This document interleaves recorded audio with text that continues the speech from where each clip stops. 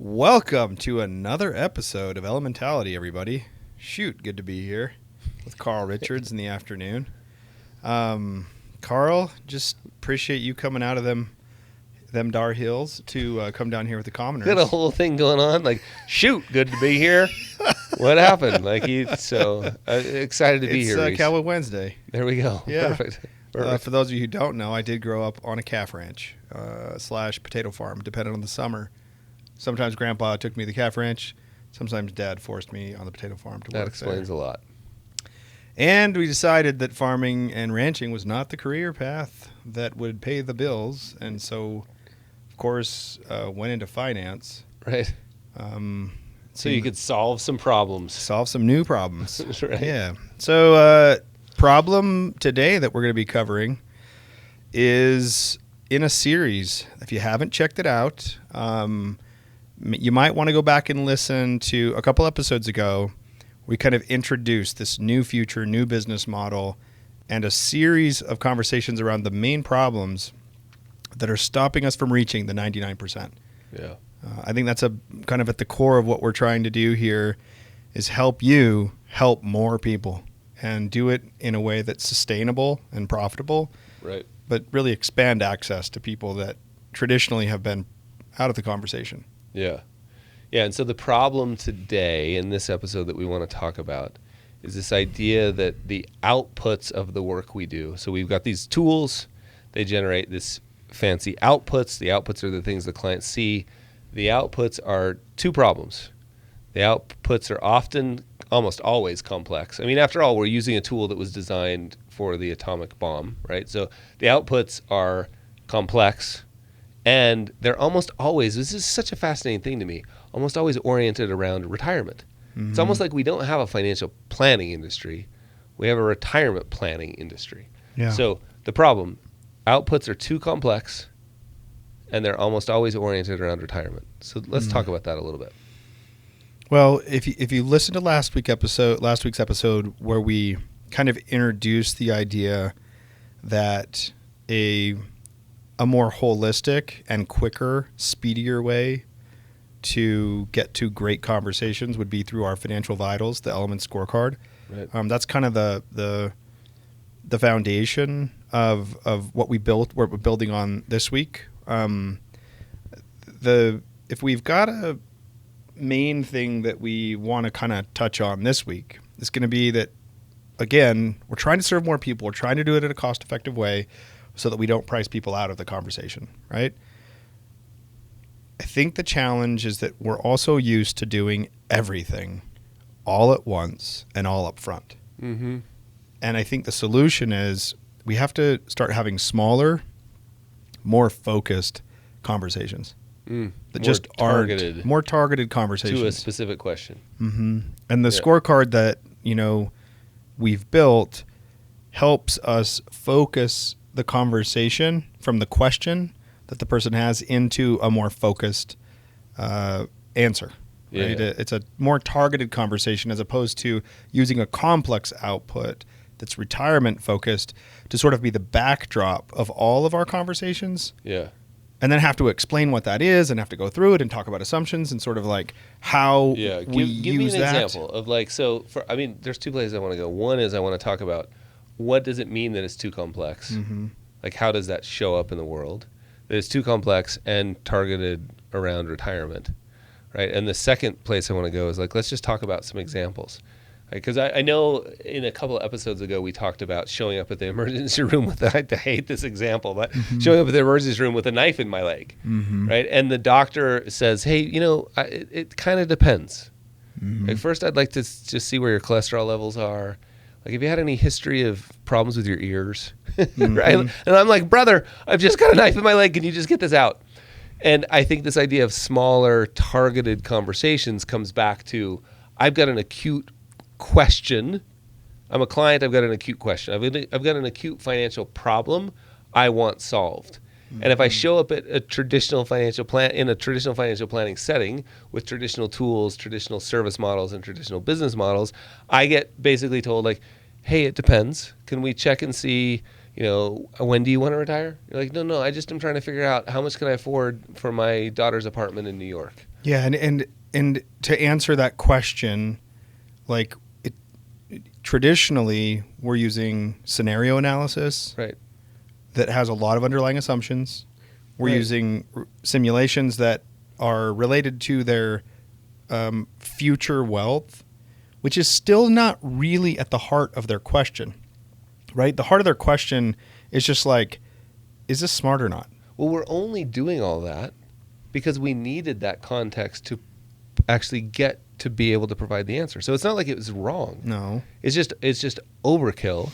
And It's the only reason we're only doing that is because we didn't have a different tool to use. Yeah. So talk to me just a little bit first about like, why is it complex? Well, and what are we even talking about when we say the output is complex? Well, if in a world where minutes matter to, Yep. to serve more people, Yep. right? That's what we're talking about here, guys. This isn't like you could probably persuade me that you have a more complex, a more in-depth, accurate projection if you use the tool that Carl affectionately referred to as the influence for the atomic bomb. Yeah. But like, if we want the 100 million households that are underserved and not, working at all with advisors in most cases to engage, we've got to engage them at their question level. And we have to do it in a way that's really cost effective. And so the reason the existing tools are too complex is because they're not targeted to answer specific questions. Right. And they require more inputs and more explanation that's not a visual, right? A picture is worth 1,000 words, but a picture that confuses someone or that adds confusion, the confused mind always says no. Yeah. The troubled mind always says no. Right. So we have to introduce if we're going to introduce any visual or anything in writing, or we have to have a picture that's simple, that someone doesn't say no to. So one thing that we've done in the Element Scorecard is we've eliminated assumptions about the future. We've also eliminated so when I say assumptions about the future, I'm talking about inflation rates and rates of return. The scorecard is not a future scorecard. It's a scorecard of today. And then we can answer almost all of the questions, from that place. And in the rare cases that someone's demanding something that they never asked for in the first place, you can rely on a more complex calculator that you're using to model something in the future.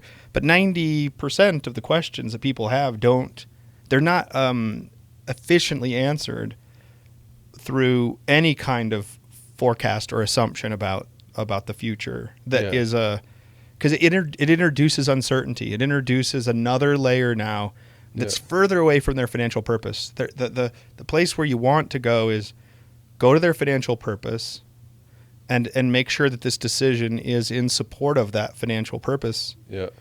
And so it's really important to make sure we don't introduce more complexity to the decision than is required. So we've got two parts here. One is the outputs are complex visually, and there's a lot of assumptions buried inside. And there is, them. Like if you really understand what you're doing, I mean, the joke about the atomic bomb, like Monte Carlo analysis is pretty. In fact, real quick story. I was climbing one time with a friend of mine, rock climbing, and we were 800, 900 feet off the ground. And we're having this conversation at what's called a belay station. Anyway, we're having this conversation. He's a rocket scientist. Like he's his PhD in nuclear rocket Scientology. Like I don't even know what it's called, right? Yeah. And I was telling him, I was like, oh yeah, we use Monte Carlo. I was telling him about using Monte Carlo tools. And he was like, wait, you use Monte Carlo tools for the work you do? And it was like, yeah. He said, that was originally designed. Like it was originally a tool designed to help model the atomic bomb. And he said, how many years of data do you use? And at this point, it was like 85 years. Like now, maybe we say 100, 105 years of data. And he was like, you use that tool with 85 years of data. And he said to me, how do you sleep at night? And he didn't mean from an ethics perspective. He meant from a risk perspective. He's like, how do you tell anything? So really, like, these overly complex tools, I'm getting fired up around here, these overly complex tools to model certainty really don't deliver that anyway, right? So we've got complex. The other thing we have is oriented around retirement. Let's just briefly talk about how did we get to the spot where it feels like we don't have a financial planning industry. We have a retirement planning industry. Yeah. Why is retirement the central point of every single discussion? I mean, this was where the industry made its money for, Right. 20, 30 years. It's a story we've It's been about the telling. boomers. It's about the IRA rollovers.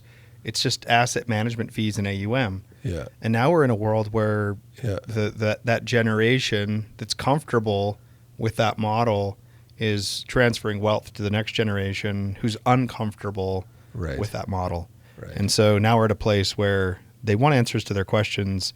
And before, actually a lot or many of the questions were able to be answered a little bit better as long as they were paying a nice AUM fee and there was a lot of revenue there. You could inefficiently sort of use these tools that were designed for persuasion to persuade people to, save for retirement or move their money to you because you're modeling a better return than their current statements, Right.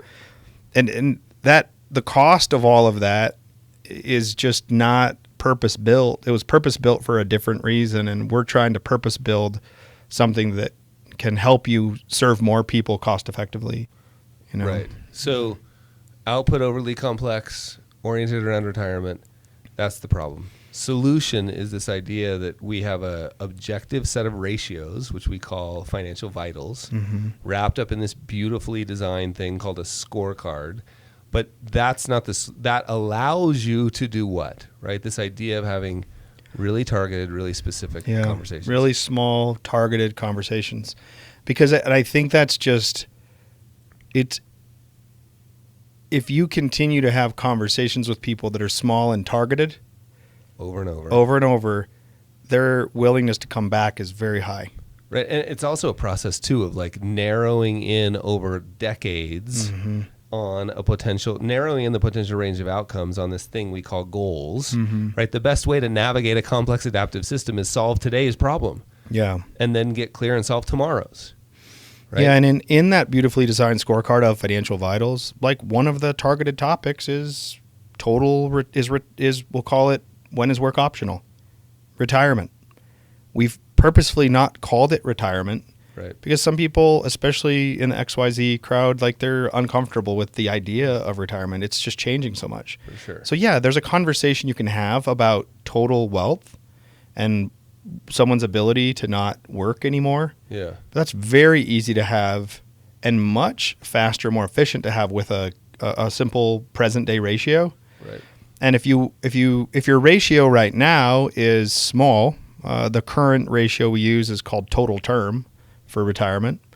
It measures the number of years that you can kind of live on your current spending if it didn't grow and if there was no inflation and if investments didn't grow but you just spent down your net worth. And you can kind of tell somebody, if they have a retirement question, you can say, well, this number, when it gets to be about this big at some point down the road, that's when you're going to be in a position to probably make work optional. Right. Done. Retirement conversation is now over. Yep. We don't need to have it every time. And when it comes up, we'll target our conversation in that area very precisely. Yeah. But if they ask me, can I remodel my house? Or if they ask me, how do I finance this mortgage? Or if they ask me, where should I put this extra money? I'm going to use a different visual. I'm going to point them to a different score, a different ratio, and have a conversation about that and show them the relationship between all of these holistic scores that are in relation with each other, right? We don't talk about paying off the house without talking about our current liquidity, right? And we don't talk about getting a new mortgage without talking about our savings rate. There's nice relationships between these things. Yeah, but I think one of the things that's really important to understand is if I have a question about whether I should remodel the house, for the first time in my career, I now have a tool with an objective set of measurements called financial vitals that allow me to have that conversation without saying, well, it depends. When do you want to retire? Mm-hmm. Right? Like Yeah. that was always again, Yes. too complex and oriented around retirement. Yep. Well, the solution is have a set of measurements, objective measurements, wrapped up in this beautifully designed thing we call a scorecard, because that allows me to have a really targeted conversation. Right? Amen, brother. Amen, Reese. Thank you. Carry on.